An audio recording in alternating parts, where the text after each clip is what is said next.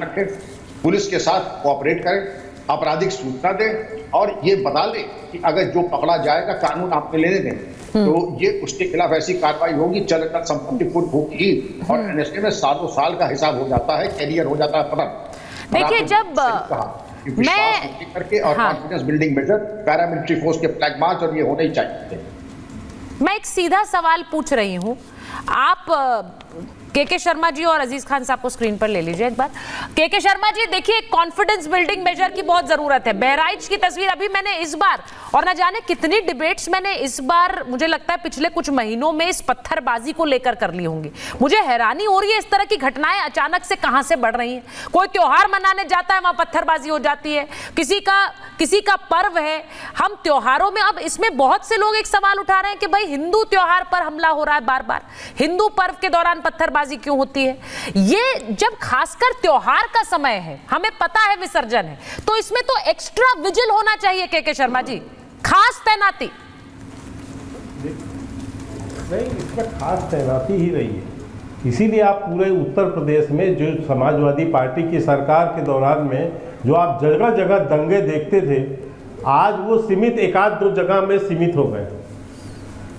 लेकिन अभी जो प्रश्न उठा रहे थे यहाँ कुछ कांग्रेस समर्थित लोग और जो सपा के लोग कानून व्यवस्था पे, तो एक और उदाहरण मैं देना चाहता हूँ। गढ़वा में तो कांग्रेस समर्थित सरकार है, तो वहाँ के लिए क्या कहेंगे आप? पश्चिम बंगाल में जो कुछ हुआ कल, उस पर क्या कहेंगे? खुद का फेले और नहीं मानेंगे। मैं कहता हूँ देश में कहीं नहीं होना चाहिए, नहीं मानेंगे, लेकिन दूसरों के लिए हाँ पता है, राहुल गांधी जवाब देंगे। अरे राहुल गांधी जैसा सांप्रदायिक व्यक्ति तो मिलेगा नहीं। गांधी परिवार को के अलावा करते क्या? बीच में मत बोलो भाई, आपकी फेल हो गई सरकार, एक्सेप्ट करो। लाल मिर्ची है क्या तुम्हारे मुंह में? मिर्ची हो गई है क्या तुम्हारे?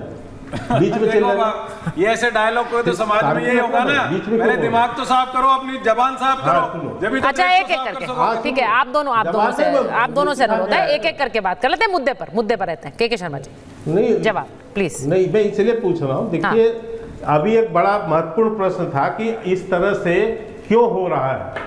ये इस तरह इसलिए हो रहा है सत्येंद्र जी, क्योंकि इस तरह के जो आपराधिक तत्व हैं, उग्रवादी तत्व हैं, इनको किस राजनीतिक दलों का संरक्षण है, इसको दो उदाहरण से आप समझ सकते हैं। जैसे ही अपराधी पकड़ा जाता है, अपराधी का जाति और धर्म, ये कांग्रेस पार्टी का नेता हो या समाजवादी पार्टी का नेता, वो जाति और धर्म लेके खड़ा हो जाता है। साहब इस जाति के लोगों को क्यों पकड़ा, इस धर्म के लोगों को क्यों पकड़ा? और भाई राहुल गांधी तो बकायदा कह चुके हैं कि मैं मुसलमानों की पार्टी हूँ, कांग्रेस मुसलमानों की पार्टी है, तो पक्ष राहुल गांधी मोहब्बत की दुकान करिए, आपकी जैसे जहरीली दुकान नहीं करिए। हिंदुओं के बाद में राहुल गांधी आपकी इतने दोनों डबल इंजन का आगे फेल हो गए क्या? डबल इंजन फेल हो गए आपके। अपने प्रशासन की विफलता मानते नहीं हो, इंटेलिजेंस की फेलियर मानते नहीं हो। ठीक है, ये कब तक राहुल गांधी के पीछे अच्छा ठीक है, अजीज खान साहब के पास जाएंगे। हाँ अब एक मिनट मुझे बात पूरी कंप्लीट करिए। के शर्मा जी कर लेंगे। राहुल गांधी जो आए दिनों हिंदू धर्म का अपमान कर रहे हैं, हिंदू देवी देवताओं का अपमान कर रहे हैं, खुलेआम कहते हैं कि जो राम मंदिर की प्राण प्रतिष्ठा हुई वो नाच गाना था, तो इससे किसको बल मिलता है? और एक तरफ कहते हैं कि मैं जो कांग्रेस पार्टी मुसलमानों की पार्टी है, तो ये किसको बल दे रहे हूं? ये किसको इस बात का सह दे रहे हैं? उन्हें ये पता है कि इस तरह के आपराधिक तत्व अभी आएंगे, अपराधियों को पता है, तो हमें बचाव करने के लिए मैं एक बार बड़ी खबर बता रही हूँ के शर्मा जी। अभी अखिलेश यादव जी ने एक ट्वीट किया है, उन्होंने एक पोस्ट किया है अभी। अजीज खान साहब जरा सुन लीजिए। उन्होंने कहा चुनाव का आना और सांप्रदायिक माहौल का बिगड़ जाना ये इत्तेफाक नहीं है, जनता सब समझ रही है। हार के डर से हिंसा का सहारा लेना किसकी पुरानी रणनीति है सब जानते हैं। ये उत्तर प्रदेश चुनाव की दस्तक है। अब वो ये लिख रहे हैं। अब सीधा सवाल ये है कि ये इस तरह की सर ये माहौल इस वक्त ऐसा है कि इसमें ये ठीकरा फोड़ा जाए कि ये चुनावी दस्तक है, ये किया कराया है, ये जानबूझकर हिंसा कराई जा रही है, लोगों की जान चली गई है वहां पे। सर खान साहब देखिए सुचेता जी, दो तीन बड़ी इंपॉर्टेंट बात है। अभी के शर्मा जी तमाम बातों को किया उन्होंने, बहराइच पर उन्होंने गंभीरता से कोई बात नहीं की, उन्होंने पता नहीं कहां का बात की। वो कह रहे विपक्ष जवाब दे। अब आप देखिए छत्तीसगढ़ में भी आज घटना हुआ है, विपक्ष जवाब दे। महाराष्ट्र में इतनी बड़ी वारदात हुई, जेल से किस तरह नेक्सल चलाया जा रहा है, साहब कौन जवाब देगा? विपक्ष जवाब देगा उसका। आप देखिए किस तरीके की घटना हुई। अभी लखनऊ में एक कस्टोडियल डेथ हुआ है, किस तरीके से एक समाज के लड़के को, पीडीए समाज के लड़के को किस तरह से उसका मर्डर कर दिया गया, कि हत्या कर दी गई। इसका कौन विपक्ष जवाब देगा? आप जिस तरह आगजनी हो रही है, जिस तरह वहां पर डेथ हुआ, एक शख्स की मौत हो गई, आप इस बात को समझे, विपक्ष जवाब देगा? आप सत्ता में आप बैठे हैं, आप पुलिस आपके पास है, तंत्र मंत्र आपके पास है, आप विपक्ष से सवाल नहीं, आप जवाब नहीं देंगे, आपसे जवाब कोई मांग भी नहीं रहा है। अजीज खान साहब, आपसे जवाब नहीं मांग रहे, जवाब तो के शर्मा जी देंगे।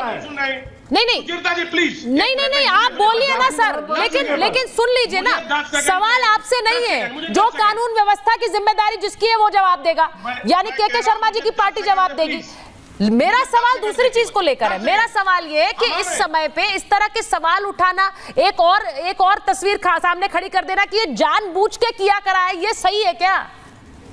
देखिए एक बात आपको पता है सुचेता जी, कि बीजेपी का चरित्र यह रहा है, बीजेपी इस चीज के लिए जानी जाती है। तो आज कहीं ना कहीं लोगों के मन में गुंडों और मवालियों की पार्टी बोल रही है। अभी देखा, सुनिए एक मिनट सर, गुंडों मवालियों की पार्टी बोल रही है। अरे भाई अभी ये तरीका नहीं, सुचिता जी रोकिए, इसी नाम से के शर्मा जी उन्हें बोलने दीजिए ना, एक बार वो अपनी बात कर ले, वो बात। हाँ ठीक है, हमारा तरीका है अपने टर्न में बोलिए। ठीक है, एक करके बोलिए आप दोनों। डीजीपी साहब की बात आज मुझे वाकई में बहुत पसंद आई। वो एक पुलिस के बहुत बड़े अधिकारी रहे हैं। आप देखिए किस तरह उन्होंने शुरुआती दौर में अपने काउंटर को दिया कि पुलिस को सतर्क रहना चाहिए, शासन सत्ता को सतर्क रहना चाहिए, क्योंकि जब इस तरीके का जुलूस निकलता है तो कोई भी उन्माद पैदा हो सकता है और कोई भी शख्स उसमें उन्माद पैदा कर सकता है। वो किसी भी धर्म संप्रदाय का शख्स हो, कानून से जो भी छेड़खानी करेगा उसको सजा मिलनी चाहिए। और कुछ देखिए डीजीपी सर ने यहाँ पर ये बताया भी है कि ये बहुत जरूरी है कि आप सब लोग एक फेथ इंस्टिल करें, यानी कि भरोसा अपने अपने लोगों में, अपने अपने जो फॉलोअर्स हैं उनमें इंस्टिल करें। लेकिन मैं एक बार बस आखिरी समय में स्टूडियो से एक कमेंट लेना चाह रही हूँ। जब आज अब त्योहार हो रहे हैं, कोई जुलूस निकल रहा है, क्या मन में आता है? बहुत जल्दी से बताइए, क्योंकि उसका समाधान जरूरी है। आचार्य जी जल्दी से, बहुत संक्षेप में, फिर मैं मुमताज। देखिए, कोई भी जुलूस निकलता है, कोई भी धार्मिक कार्यक्रम करता है, व्यक्ति उसमें रंग के करना चाहता है। हाँ। लेकिन मुझे बताइए, कोई अपने साथ हथियार लेके नहीं जा रहा था, कोई अपने साथ ऐसा लेके नहीं चलता कि मेरे पे हमला करेगा तो मैं रेस्क्यू करूंगा। ये लगातार घटनाएं घट रही हैं और लगातार जिस प्रकार से आश्चर्यचकित करती हैं घटनाएं, आश्चर्यचकित करती हैं। अगर यहां पर लोग लेके चल रहे होते, आप बताइए, हिंदू अगर हथियार लेके चल रहे होते तो कुछ और स्थिति होती। वहां स्थिति कुछ और है, स्थिति कुछ और बन रही है। सारा इलेक्शन का दौर है, ये सारा का सारा जो खेल आज जो बोला गया है वो वास्तविक तौर पर वही चल रहा है। पोलराइज किया जा रहा है, दिखाया जा रहा है कि देखो क्यों घटना घटेगी, पकड़े कौन जाएंगे, कौन पकड़े गए 6 लोग, और जो लोग 6 खान साहब पकड़े गए हैं। आप भी वही बात कर रहे हैं, पोलराइजेशन का खेल है, तो कौन कर रहा है पोलराइज? अरे पोलराइज कर रहे हैं, सामने कौन करवा रहे हैं? आपको पता है कौन करवा रहा है? सामने बैठे हुए लोग, इस देश के अंदर जिनके लोग पकड़े गए वो करवा रहे हैं। वरुण जी, सुचरिता जी, आपने बहुत बढ़िया प्रश्न किया। कौन पोलराइज करा रहा है? जिसकी सरकारें हैं उसका कंट्रोल नहीं है, या तो वो पोलराइज करा रही है, विफल है, तो विफलता माननी चाहिए सरकारों को। ठीक है, मुमताज।